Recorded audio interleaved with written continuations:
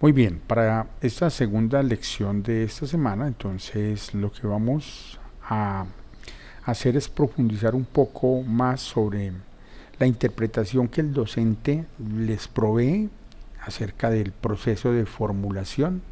de la estrategia. De nuevo, contextualizamos, estamos hablando de una organización que produce un bien o servicio en un contexto regional, puede ser en Bogotá, Medellín, en Cali, en Quito, en Ecuador, en cualquier lugar de Colombia o del mundo, ¿sí o no? Esa organización sabrá que su producto tiene un contexto general en el que su producto o servicio es regulado mediante algún tipo de leyes, decretos, resoluciones. Ese tipo de normativa establece un grado de apertura o no comercial que define ese país, un grado de amplitud que permite el intercambio de ese producto o servicio, o que lo regula, lo constriñe por motivos de salud pública o por motivos de consumo y política general, o también lo protege en su producción interna mediante unos mecanismos de control o proteccionismo que se denomina a nivel de enfoque político, mediante aranceles, mediante algún tipo de mecanismo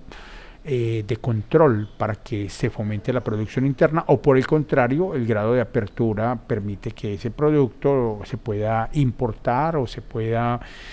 producir no solo dentro de la frontera nacional, sino no hay inconveniente que compita en iguales condiciones con el extranjero. Eso es en esencia lo que define el contexto político en una situación de análisis del contexto. También hay un contexto económico que está vinculado a ese contexto político, y ese contexto económico define o se define a partir de unas variables como el crecimiento del Producto Interno Bruto, la producción de esa nación, o la recesión o depresión en la que esté. De pronto es una economía que no está creciendo y que puede generar eso unas repercusiones sobre el consumo que las personas tengan de mi producto o servicio. Hay economías que se mantienen creciendo durante 5 o 6 años, pero que tienen procesos de no crecimiento o crecimiento negativo, dicen los economistas, durante 1 o 2 periodos, pero ya cuando pasa un tercer periodo se habla de procesos de depresión, ¿cierto? Entonces esto hay que entenderlo también como parte de la realidad económica de una organización que está insertada en un contexto estatal, en un contexto donde la economía tiene unas mediciones y donde esa confianza de los consumidores de mi producto o servicio está definida por unas condiciones también de economía y de variables macroeconómicas. La tasa de interés es muy importante porque dentro de ese contexto económico se convierte en una forma de regular la propensión al consumo de los ciudadanos, ¿cierto? Si mi producto es la propiedad raíz, si mi producto es la ropa, las importaciones, si o la producción de ropa o la producción de repuestos, etcétera, la tasa de interés que defina el Banco de la República o tasa de redescuento va a facilitar que los bancos coloquen dinero en tasas atractivas para que la gente mueva más negocios, o por el contrario va a restringir. Si esa tasa de interés se sube, se va a restringir que haya tanto dinero en el mercado, y por lo tanto pues se controla la liquidez del mercado y esto controla a su vez la inflación, ¿cierto? Son variables mutuamente afectantes, la tasa de interés y la inflación, de acuerdo pues a la teoría económica, de acuerdo pues a lo que han demostrado los estudios. Entonces son variables que debo tener en cuenta dentro de mi contexto cuando hago el análisis estratégico, porque definen su situación actual y su proyección futura, condiciones de mayor producción de mi bien o servicio o de contracción de la producción, ¿cierto? Igualmente la tasa representativa del mercado, porque o bien mis competidores importan o bien importo parte de los materias primas que utilizo para desarrollar mi producto o servicio, y en esa medida entonces necesito definir la proyección de la tasa representativa del mercado. En nuestro país somos muy sensibles a ello, nos hemos dado cuenta pues en los últimos años la condición en la que entran algunas organizaciones cuando esta tasa se sale de las expectativas, cuando se devalúa el valor del peso frente al dólar o cuando se revalúa. Esas condiciones afectan positivo o negativamente al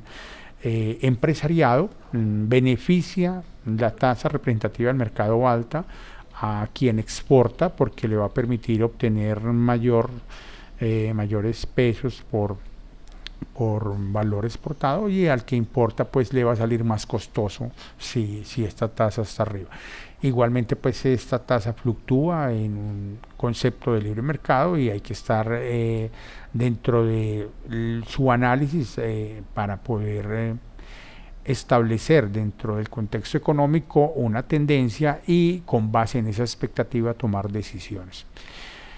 Dentro de ese análisis de lo político, lo económico, lo social, lo tecnológico, está el tema del envejecimiento, las tendencias de la comunidad, la ubicación de las personas, los hogares dentro de ámbitos rurales o urbanos. Es aquí también donde hace parte, de acuerdo a mi nicho o de acuerdo a mi tipo de cliente, definir este tipo de características. Hay una situación particular en esa. Estoy poniendo con lo del envejecimiento simplemente una de las características, pero puede ser también incremento de la población joven que por tendencia utilizan los audífonos o por tendencia utilizan los teléfonos inteligentes o algún aplicativo específico, y esas tendencias redefinen o me permiten tener información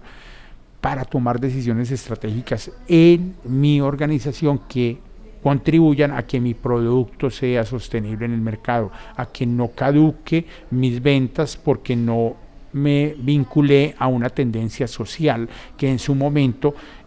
puede cambiar las condiciones de consumo de este producto. En lo tecnológico, igualmente, la vigilancia de las tendencias, el acceso a la tecnología, el tipo de artefactos que surgen, la comercialización de ese tipo de nuevas tecnologías, y sobre todo hoy en día las tecnologías de la información y la comunicación, las condiciones que permiten para mejorar la vía de llevarle el producto a mi cliente, de transmitirle la imagen, de posicionar la imagen de consumo o la imagen de mi producto o servicio para que lo puedan consumir mis clientes, ¿cierto? Entonces, este asunto tecnológico también es de vital importancia dentro del análisis político-económico. El análisis político, económico, social y tecnológico le agregan algunas letras adicionales. Hoy en día, aunque hace parte de lo legal, lo ambiental, las legislaciones ambientales también han entrado pues a ser una E adicional, PESTEL, lo hablan económico, legal, ambiental, porque hay normatividades que afectan mi desarrollo de producto o servicio, que lo encarecen o que lo pueden hacer más atractivo. Cuando yo digo afectan, no solamente afectan negativamente la venta de mi producto o servicio, pueden afectar positivamente, y es importante por eso este tipo de análisis, porque me permite identificar tanto amenazas como oportunidades en el mercado, ¿cierto? Entonces hay aspectos que pueden cambiar en lo ecológico, en lo ambiental, que estarían promoviendo el consumo de mi producto o servicio. Estamos partiendo de que ya hay una organización, es en la que ustedes van a trabajar como contadores públicos, que tiene una misión, ya hay un cumplimiento de una actividad, y en esa medida de ese cumplimiento de la actividad ya hay un desarrollo de producto, ya hay una experiencia, y yo tengo que identificar el contexto de esa experiencia, de ese producto, para poder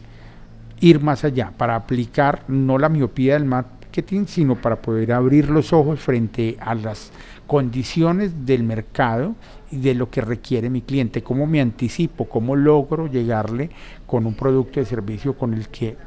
penetre los mercados, ¿cierto? Esa es mi idea. Entonces, vamos a hablar un poco de la metodología de este análisis. Este análisis implica en cada uno de estos aspectos, lo político, lo económico, lo social, lo tecnológico, ir clasificando, luego hacer una descripción de la variable de mi interés, la ley 1720, un decreto en el cual se establece apertura o se establece un arancel, una protección, una resolución, describir ese aspecto específico, luego indicar allí cuál es el dato o hecho que me permite soportarlo, qué indicador tiene ese dato o hecho, ¿cierto? ¿Qué indicador existe de que eso vaya, se me fue para donde no era, qué pena, se me fue el proteccionismo para un lugar que no era, ya, listo. Entonces, definir indicadores de ese aspecto, de esa descripción específica y someterlo a la proyección. Ese aspecto, cómo se va a comportar en los próximos 6 meses, en el próximo año, en los próximos 2 años. Y allí es donde hay que acudir a expertos, a personas que sepan de derecho, a personas que sepan de política. Hay que examinar el contexto, si hay un relevo en elecciones, si se produce una continuidad, cuál es la proyección de ese aspecto tecnológico, social o económico, legal o ambiental, cómo se va a comportar.